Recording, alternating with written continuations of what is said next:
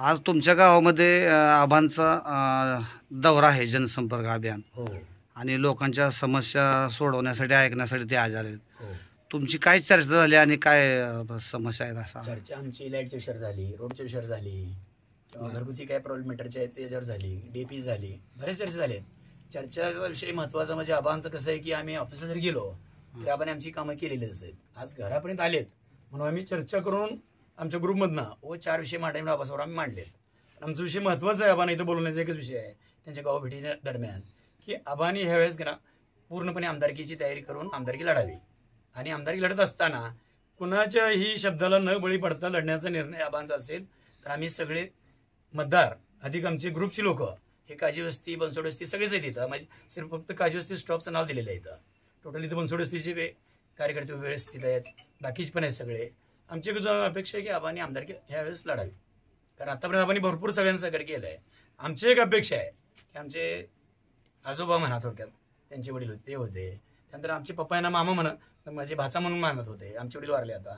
पैलवान साहेब, रामबाई काजी हे सगळे म्हणजे त्यांचे म्हणजे मामाचे नाते रिलेशन आहेत. आणि हे जे आमचे रिलेशन असताना आम्हाला एक अपेक्षा आहे की आमच्या घरातला माणूस एकदा आमदार व्हावा. कामं तर करतेच आबा काही असू दे नसू दे, आबा कामं करते, त्यात आमची अडचण नाही आहे.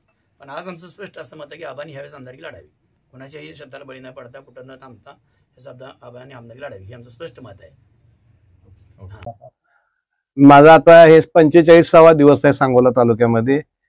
मी रोज सकाळपासून सकाळी 9 वाजल्यापासून संध्याकाळी 11 वाजेपर्यंत गावभेट दौऱ्यामध्ये प्रत्येक वाडी वस्ती लोकांच्या अडी अडचणी बांधावर जाऊन प्रत्येकाच्या समस्या सोडवण्याचं काम करतोय.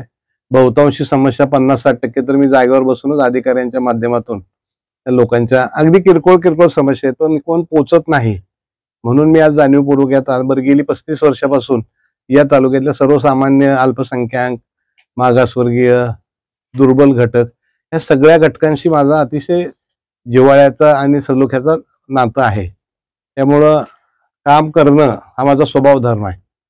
माझे वडील असतील, माझ्या आई असतील, एक घराण्याचा वारसाच माझ्या रक्तामध्ये उतरलेला आहे की उपेक्षितांना मदत करणं, आणि तो दृष्टिकोन ठेवून मी हा गावभेट दौरा आयोजित केलेला आहे. आम्ही या दौऱ्यामध्ये पाहिलंय की लोकांची मागणी आहे. आज सुद्धा या नाझऱ्या गावातील लोकांची अशी इच्छा आहे की तुम्ही विधानसभा लढवावी आणि लोकांची इच्छा आहे. तुमचं काय मत आहे? कसं माहिती आता बघा, लोकांची 30-35 वर्ष सेवा करत असल्यामुळे तालुक्यातली जी जनता आहे माझ्यावर प्रेम करणारी, त्या लोकांचं मत सगळीकडचंच असं आहे की आता तुम्ही 20 वर्ष माननीय आमदार साहेबांना मदत केली अगदी मनापासून.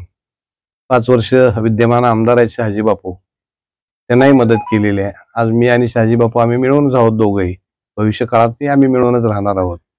लोकांची अपेक्षा की आता सगळ्यांना तुम्ही दिलेलं आहे, यावेळेला तुम्ही उभारलं पाहिजे. लोकांची अपेक्षा, मागणी रास्त आहे आणि पांडुरंग त्यांच्या मागणीला एवढ्या निश्चितपणाने यश देईल असं मला वाटतंय. विरोधकांना त्यांचं मनाचं सांत्वन स्वतःच करण्यासाठी त्यांना असंच वाटत असतं कायमस्वरूपी. मागच्या वेळेला असंच वाटत होतं सगळ्याला, पण शेवटी आम्ही दोघं शेवटच्या टप्प्यात एक झालो, बापूला आमदार मी केलं.